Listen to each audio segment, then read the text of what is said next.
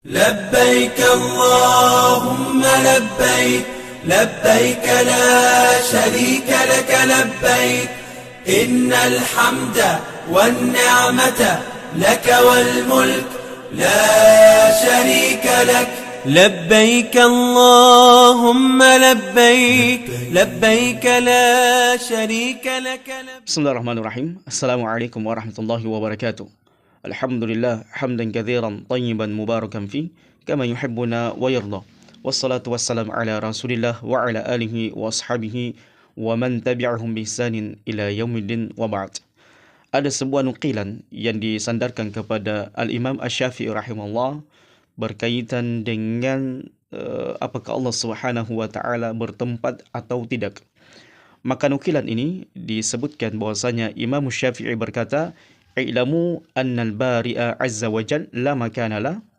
Rawahu al-Qushairi rahimahullah wa qala al-Asy'ari rahimahullah, "Inna Allah ta'ala la makana la." Rawahu al-Baihaqi.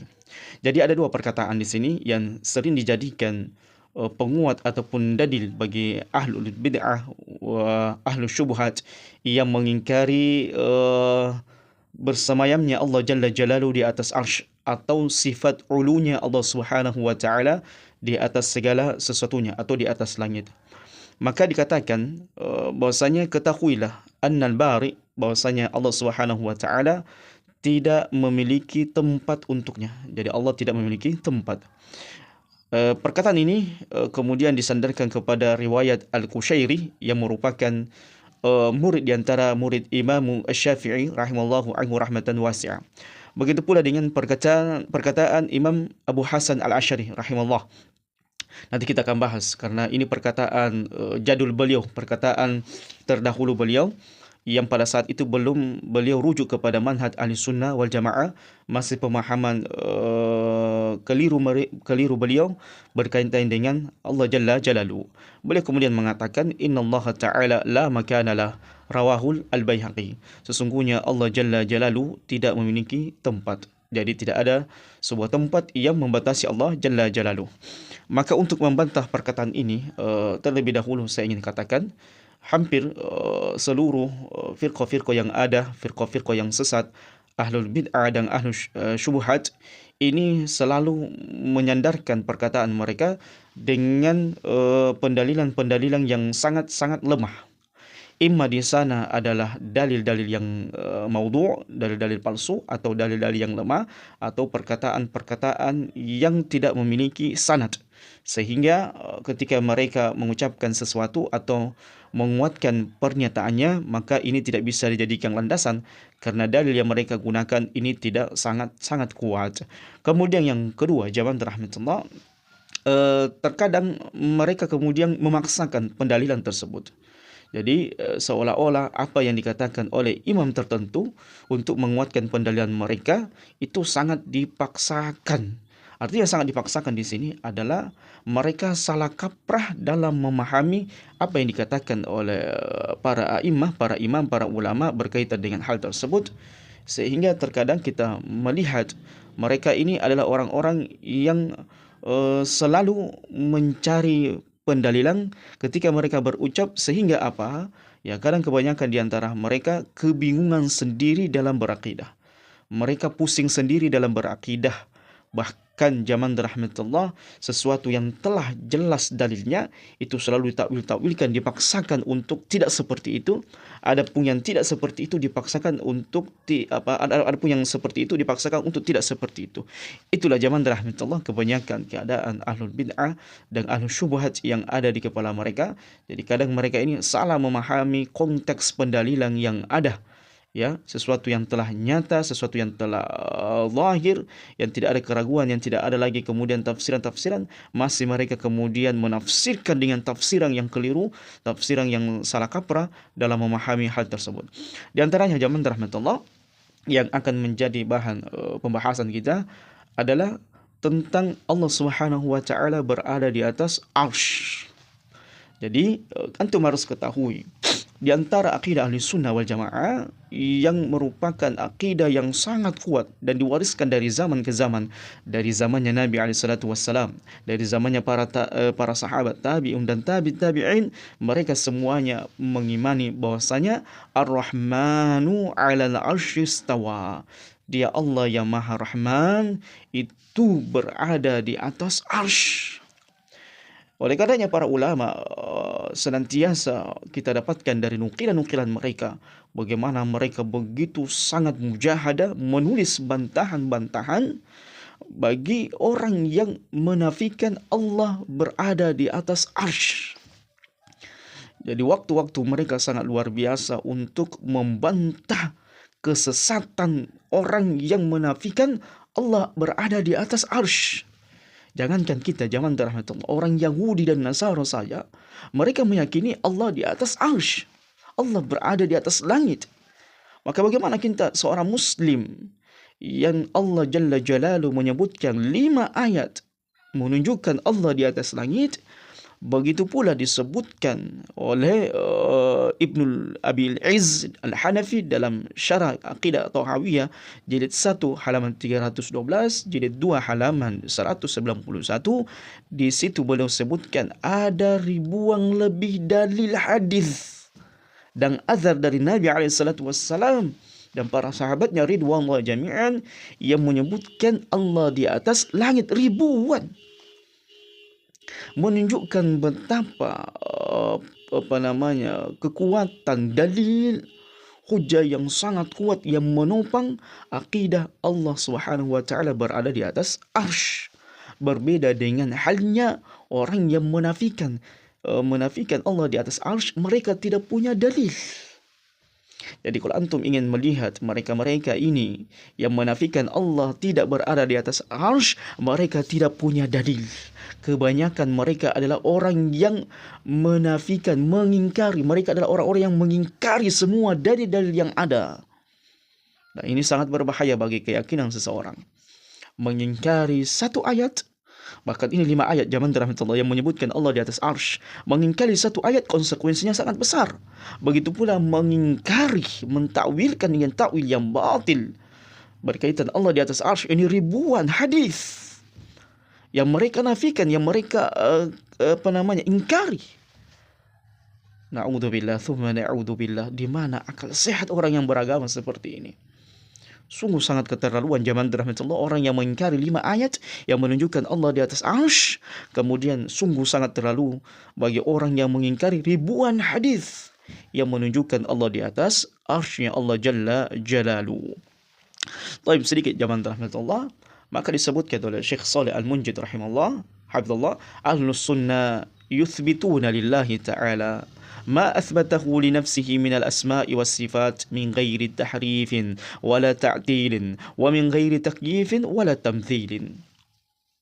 Maka akidah Ahlussunnah wal Jamaah yang lurus, yang benar, bukan KW, bukan hanya slogan, ya, slogan, bahwasanya Ahlussunnah wal Jamaah menetapkan, meyakini, tidak ada pengingkaran, tidak menafikan, yakin dengan seyakin-yakinnya. Ini harus mantap, tidak ada keraguan. Bagi Allah Jalla Jalaluhu tentang apa? Nama dan sifat Allah. Tidak, Ahlussunnah tidak menafikan nama dan sifat Allah yang termaktub di dalam Quran dan yang disebutkan oleh Nabi SAW di dalam hadisnya SAW. Tanpa tahrif, tanpa mengubah-ubah, mengotak-atik makna nama dan sifat Allah yang sudah jelas. Wala ta'til. Begitu pula tanpa menafikan atau menolak nama dan sifat Allah Jalla Jalaluhu. Wa min ghairi takyif. Begitu pula tanpa mencari-cari bagaimana nama dan sifat Allah Jalla Jalaluhu. Wala tamthil. Begitu pula ahli sunnah wal jamaah tidak mentamthil-tamthilkan atau menyerupakan nama dan sifat Allah Jalla Jalaluhu dengan makhluknya. Sehingga para ulama mengatakan faminas sifatil waridati lillahi ta'ala fil Qur'ani was sunnah an-nabawiyyah uluwullah ta'ala ala khalqihi fallahu ta'ala bidhatihi alim fawqa jami'i makhluqatihi. Para ulama kemudian mengatakan bahwasanya di antara sifat al-waridah, sifat yang dinukilkan, yang diriwayatkan di dalam Quran dan sunnah Nabi sallallahu alaihi wasallam yang sangat kuat ini adalah sifat maha tingginya Allah Subhanahu wa taala dari semua penciptaan yang Allah ciptakan di alam semesta ini. Fallahu ta'ala bidhatihi alim fawqa jami'i makhluqatihi. Allah secara zatnya Allah, bukan tafsiran, bukan khayalan, bukan penafian, secara zatnya yang tegas, Allah berada di atas ketinggian dari semua makhluk yang ada di alam semesta. Dan disebutkan di dalam Quran ada 7 ayat. Jadi tadi saya sebutkan di awal muqaddimah, saya ralat, ada 7 ayat yang menunjukkan Allah maha tinggi dari segala sesuatunya. Allah berada di atas langit, bertahta di atas langit, zatnya secara zat, bukan secara takwilnya, kekuatannya, ilmunya, tetapi secara zatnya Allah Jalla Jalaluhu berada di atas arsy. Kemudian ada ribuan zaman rahmatullah hadis Nabi SAW. Sekali lagi ada ribuan hadis. Ya, nanti kita mungkin akan nukilkan satu potongan video yang khusus menyebutkan hadis-hadis Nabi SAW yang menyebutkan Allah berada di atas arsy. Di antaranya Nabi SAW menyampaikan kepada kita dalam sebuah hadisnya yang diriwayatkan oleh Imam Bukhari dengan nomor hadisnya 7423. Silakan merujuk. Ya, silakan antum buka kitab yang Bukhari, apakah benar tidak hadis ini. Nabi SAW mengatakan, "Idza sa'altumullah fas'aluhu al-firdaus." Apabila kalian meminta sesuatu kepada Allah, sesuatu itu besar, maka mintalah surga Firdaus. Fa innahu awsatul jannah. Sebab Firdaus ini berada di tengah-tengah, ya, berada di tengah-tengah surganya Allah Jalla Jalaluhu, wa a'lal jannah, dan dia adalah merupakan surga yang paling tertinggi, tidak ada lagi surga di atasnya. Wa fawqahu arsyur rahman, dan di atas surga Firdaus inilah berada posisi arsy-Nya Rahman Allah Subhanahu wa taala yang Maha Pengasih. Tapi zaman rahmatullah membantah pernyataan yang disandarkan oleh Imam Syafi'i rahimahullah, begitu pula dengan Abu Hasan Al-Asy'ari. Yang pertama, kita mendapatkan lafaz makan dalam penyandaran pernyataan Imam Syafi'i, seperti pernyataan tadi, "Ilamu annal bari'a azza wa jalla la makanalah." Ketahuilah bahwasanya Allah tidak memiliki tempat, tidak bertempat. Maka lafaz makan ini begitu indah para ulama menjelaskannya. Dan demikianlah zaman rahmatullah, kalau ada sebuah syubhat, ada sebuah pernyataan, ada sebuah teks, ada sebuah ayat atau hadis yang kita susah memahaminya, fas'alu ahla dzikri in kuntum la ta'lamun, dikembalikan kepada para ulama. Bagaimana mereka menjelaskannya, bagaimana mereka yang memahaminya, bagaimana nukilan-nukilan dari para sahabat, tabi'un dan tabi'in. Karena kenapa? Banyak orang yang membaca secara konteks, mereka kemudian salah memahami, salah kaprah dalam memahami teks tersebut. Seperti ahlul bid'ah, ya, ahlul syubhat yang ada di kepala mereka, syubhat dengan syubhat pemahaman Asy'ari yang terdahulu, yang kolok, yang sudah ditinggalkan oleh Imam Abu Hasan Al-Asy'ari, tetap mereka bersikokoh dengan akidah-akidah yang menyimpang tersebut. Akidahnya apa? Menafikan, mengingkari Allah bersemayam, Allah berada di atas arsy. Jadi akidah yang dibawa oleh mereka adalah akidah pengingkaran, mengingkari Allah bertempat. Walaupun tempat di sini harus dijelaskan secara detail dan kita akan jelaskan. Baik, kemudian zaman rahmatullah, sebelum kita membantah pernyataan dari sebuah riwayat yang disandarkan kepada Imam Syafi'i, bahwasanya beliau mengatakan, "Ilamu annal bari azza wa jalla la makana la." Ketahuilah bahwasanya Allah Subhanahu wa taala azza wa jalla tidak bertempat, dan riwayat ini diriwayatkan oleh Al-Qushairi rahimahullah. Maka terlebih dahulu kita menjelaskan apa makna daripada makan dan penerapan kata makan. Sehingga para ulama kemudian menjelaskan kepada kita semuanya, inilah pentingnya kita kemudian senantiasa merujuk kepada nukilan-nukilan para ulama. Karena mereka lah menjelaskan kepada kita semuanya perkara-perkara yang samar untuk kita, perkara-perkara yang berat untuk kita pahami dengan pendekatan penjelasan makna dari para ulama. Sehingga kita pun mengerti apa maksud dari yang disampaikan oleh manusia-manusia yang memiliki syubhat di otaknya, kerancuan di otaknya, pemikiran-pemikiran bid'ah yang menafikan dan mengingkari Allah bersemayam berada di atas arsy.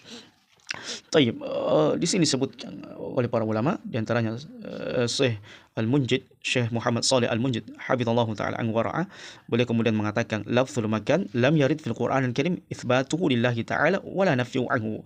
Ketahuilah bahwasanya lafaz makan ini tidak disebutkan di dalam Quran untuk menetapkan lafaz makan dan tidak juga dinafikan. Jadi dalam Quran tidak disebutkan pengisbatannya lafaz makan dan juga tidak ada lafaz pengingkaran terhadap lafaz makan tersebut.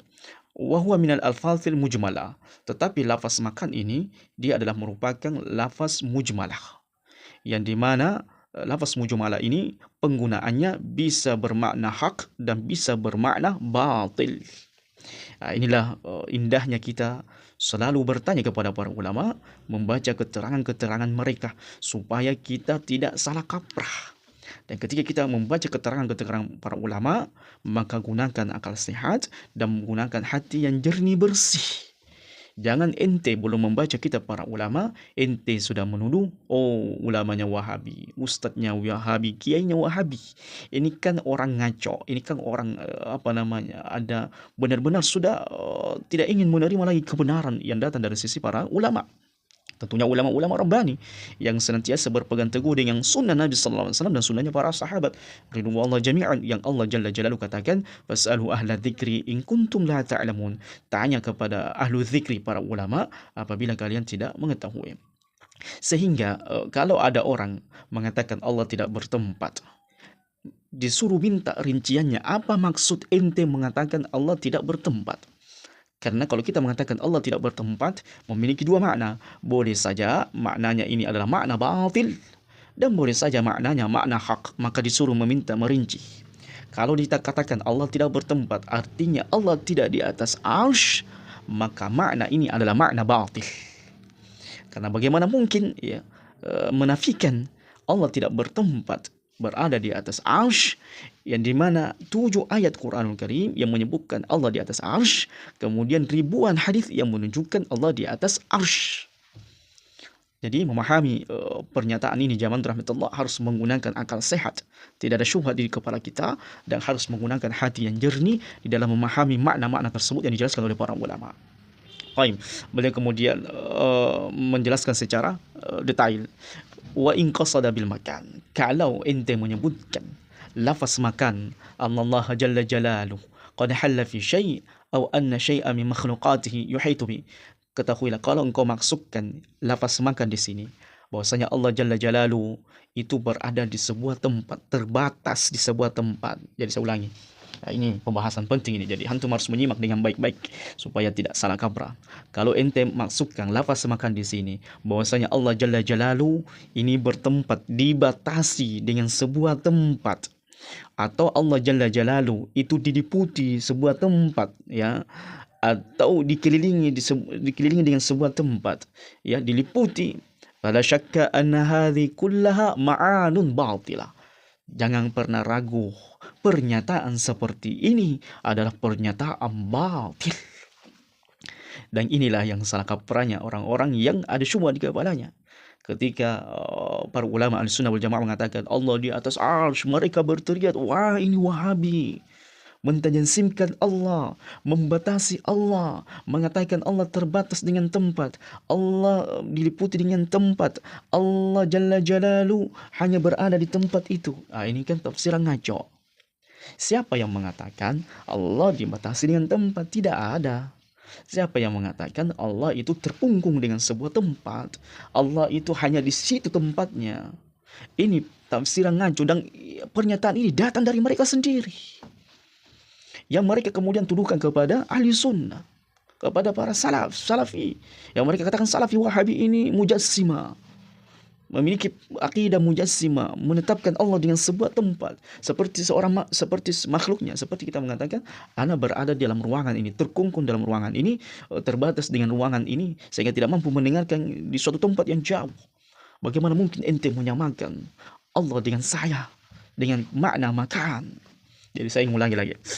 Kalau ada orang menyebut Allah tidak bertempat, ya, dengan maksud Allah Jalla Jalaluhu itu terkungkung dalam sebuah tempat, atau Allah Jalla Jalaluhu diliputi dengan sebuah tempat, dikelilingi, terpenjarakan dengan sebuah tempat, maka makna ini adalah makna batil. Makna batil.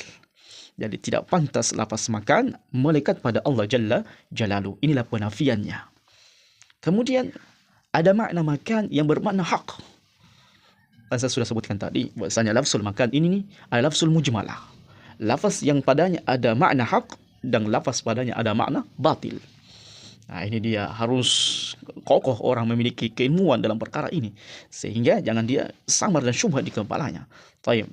Fa in qasada bil makan. Kalau dimaksudkan dengan makan, lafaz makan, al-ulu fawqa jami'il khalqi. Dia Allah yang maha tinggi dari seluruh makhluknya. Wa anna Allah alim bidzati fawqa khalqi. Bahwasanya dia Allah yang maha tinggi dari semua ciptaannya. Wa annahu ba'in anhum. Dialah Allah yang maha tinggi dari semuanya. Laisa mukhtalita bihim. Tidak ada yang meliputinya, tidak ada yang bercampur dengannya. Fa hadzal ma'na itsbatuhu lillahi ta'ala haqqun. Maka kalau ente maksudkan makan di sini seperti itu maknanya, maka makna makan di sini hak. Makna di sini hak ikhwatal iman, dan ini yang tidak dimiliki oleh orang-orang yang berpemahaman menyandarkan akidahnya kepada Imam Asy'ari. Sementara Imam Asy'ari rahimahullah telah merujuk meninggalkan pernyataan-pernyataannya seperti itu. Allahu akbar, Allahu akbar. Sehingga dalam akidah seperti ini kita tidak, akidah Ahlussunnah wal Jamaah itu tidak menyandarkan akidahnya kepada seseorang, kepada guru tertentu, kepada kiai tertentu, kepada ustaz tertentu, kepada kelompok tertentu. Akidah Ahlussunnah wal Jamaah disandarkan kepada akidahnya Nabi sallallahu alaihi wasallam yang beliau imani dari langsung Allah Jalla Jalaluhu. Bagaimana mungkin 7 ayat itu yang sangat menunjukkan jelas terang benderang seperti matahari di malam gelap gulita, sangat terang benderang. Al-bahjatul bayda lailuha kanahariha la yazigu anha illa halik. Pasti orang binasa dengan menafikan, mengingkari 7 ayat ini. Pasti dia akan binasa, ikhwan. Maka bagaimana mungkin ente meninggal dalam keadaan menafikan ayat ini? Takwa kepada Allah, taubat kalian kepada Allah.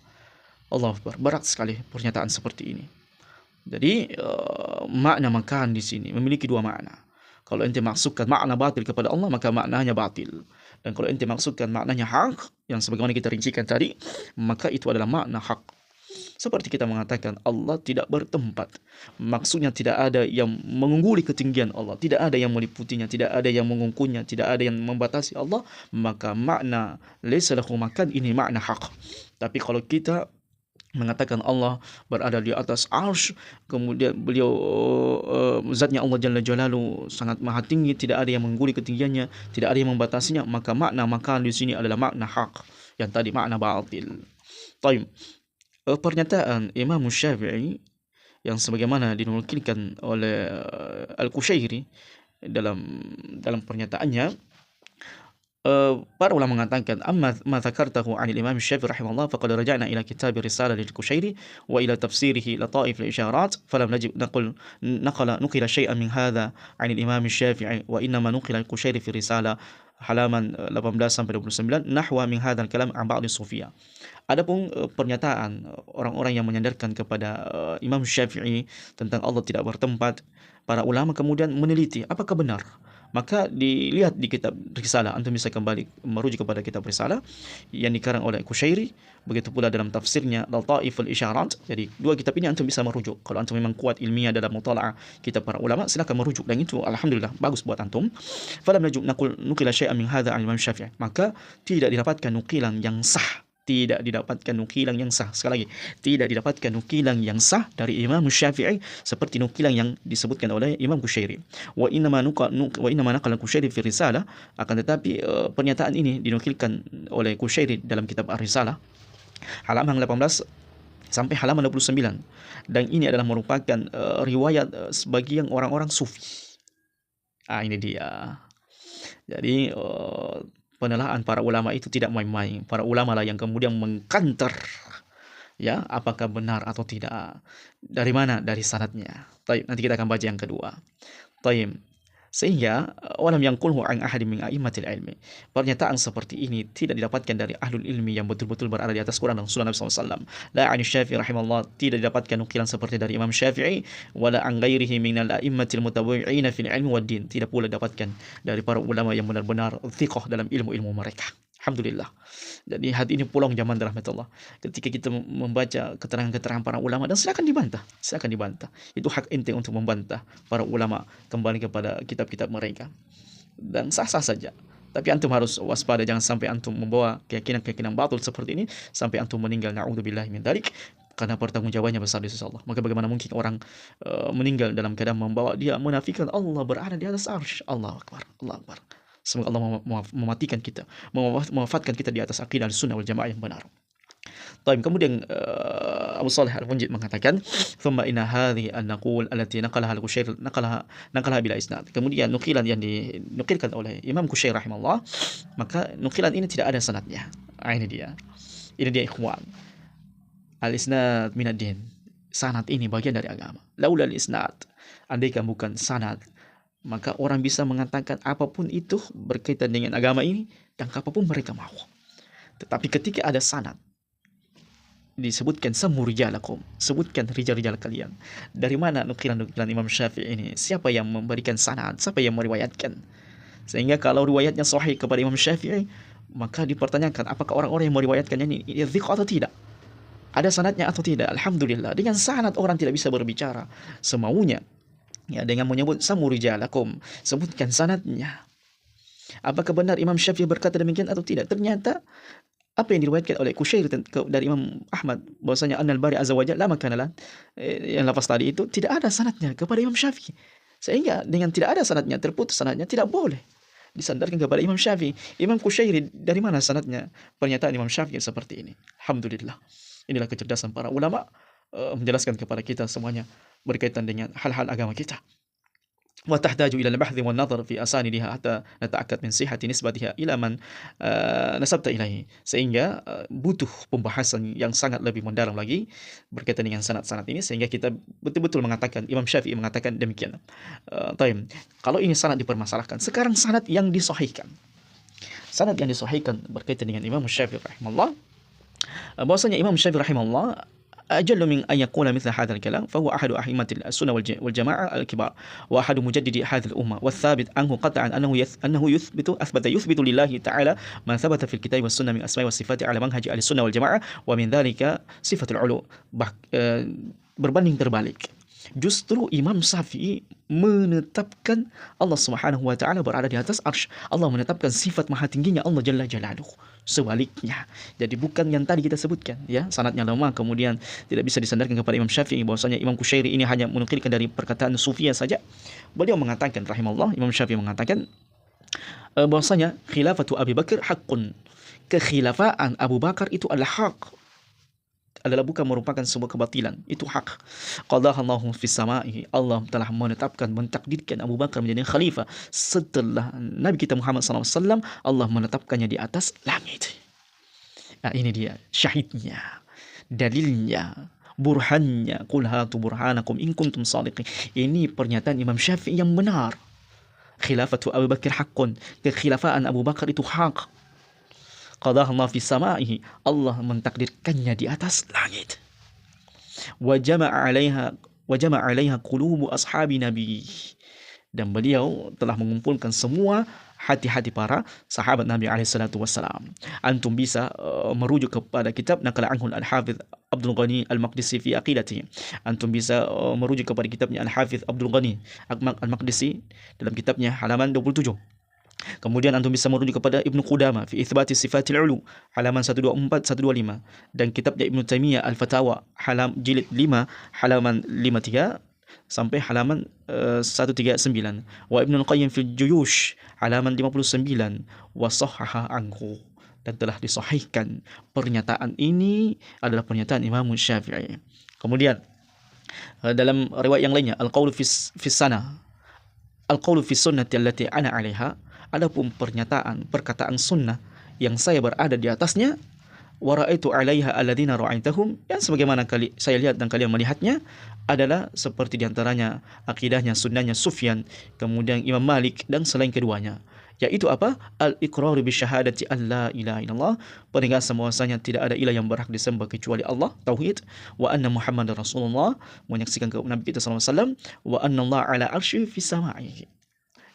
Diawali dengan syahadat, dua kalimat syahadat, kemudian didatangkan hujah yang sangat jelas, wa annallaha ala arsyihi fi samaihi, bahwasanya ketahuilah Allah berada di atas arsy-Nya di langit.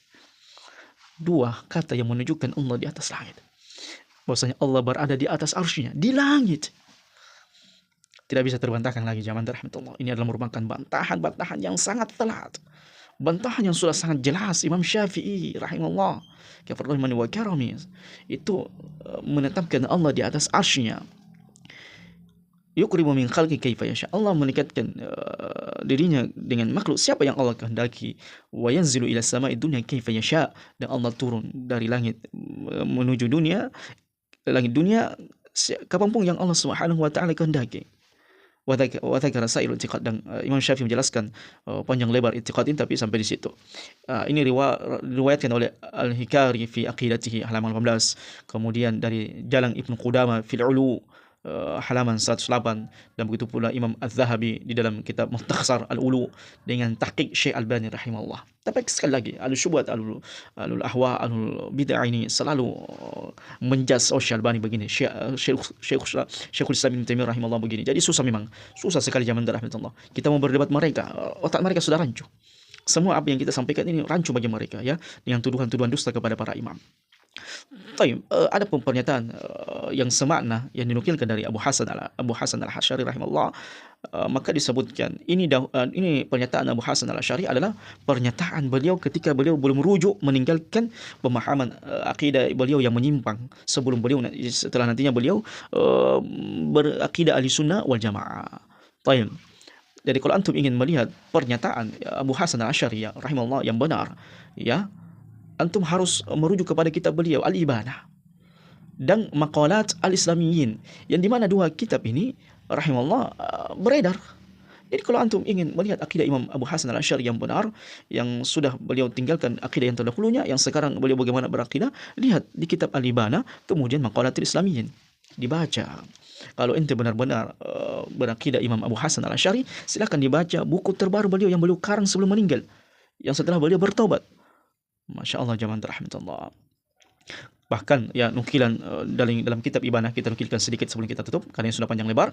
Wa qala ahlus sunnah wa ashabul hadits laisa bijasmin wa la yushbihu al asya wa annahu ala al arshi kama qala azza wa jalla ar-rahmanu ala al arshi istawa wa la nuqaddim bayna yaday Allah fil qawl bal naqul istiwa bila kayf wa lam yakunu shay'an illa ma wajaduhu fil kitab aw ja'at bihi riwayah an Rasulillah sallallahu alaihi wasallam. Intaha. Dalam kitabnya beliau mengatakan perkataan Ahlussunnah dan ashabul hadis bahwasanya Allah tidak ditajasimkan dan Allah tidak menyerupai dengan sesuatu makhluk pun, dan dia Allah berada di atas arsy-Nya sebagaimana dia berfirman dengan tentang zatnya sendiri, Ar-Rahmanu 'alal 'arsy istawa. Sehingga kita pun tidak mendahulukan perkataan Allah dengan perkataan manusia. Kita tidak mendahulukan pernyataan Allah, kalamullah, dari pernyataan manusia tentang perkataan tersebut. Bal naqul, bahkan kita mengatakan istiwa bila kaif. Dia Allah beristiwa, bersemayam di atas arsy-Nya tanpa mencari tahu bagaimana Allah beristiwa. Itu bukan urusan kita. Urusan kita ibadah kepada Allah secara taslim, secara hati yang bersih, secara akal sehat, ya. Walam yaqulu syai'an illa ma wajadu fil kitabi aw ja'at bihi riwayah an Rasulullah sallallahu, dan kita tidak mengatakan tentang Allah kecuali kita mendapatkan sesuatu apa yang datang dari Quran dan sesuatu yang datang dari Nabi alaihi salatu wassalam. Demikianlah zaman rahmatullah apa yang bisa kita sampaikan pada kesempatan yang berbahagia ini. Sungguh sangat indah kita bisa berada di atas manhaj ahli sunnah wal jamaah, manhaj yang benar-benar tidak ada keraguan di dalamnya, karena itu adalah manhaj sunnah yang diajarkan oleh Nabi sallallahu alaihi wasallam, diwariskan kepada para sahabat, diwariskan kepada tabi'in, dan diwariskan kepada para tabi'ut tabi'in, dan diwariskan kepada para imam-imam kita, para ulama kita, dan sampai ke negeri-negeri kita, sampai di telinga-telinga kita, sampai di mata-mata kita, dan alhamdulillah kita bisa dihidupkan di atas manhaj yang hak ini, manhaj ahli sunnah wal jamaah. Alhamdulillah bi ni'mati tatimmus salihat. Naktafi bihadzal qadar. Subhanakallahumma bihamdika asyhadu an la ilaha illa anta astaghfiruka wa atubu ilaik. Wa akhiru da'wana alhamdulillahi rabbil alamin. Assalamualaikum warahmatullahi wabarakatuh.